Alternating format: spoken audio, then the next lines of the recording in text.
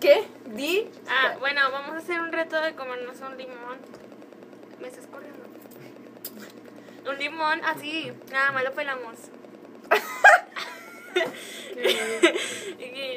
y creo que es alérgica a los limones, Sofía.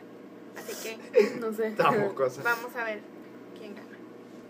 Hay que contar. Una. Una. Dos, tres.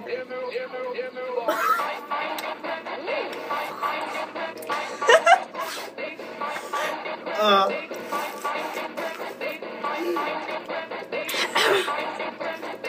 ¿Sabes qué comer?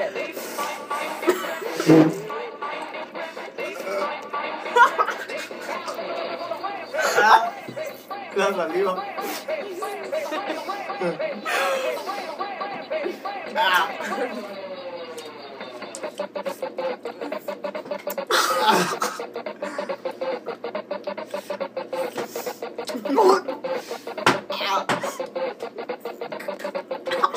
¡Muerde aquí! Yo me acordé.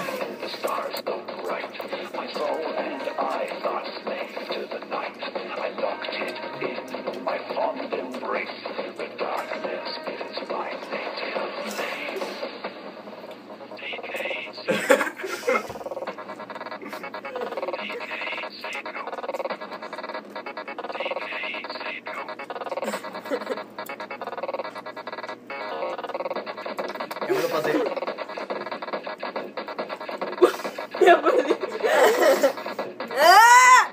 Creo que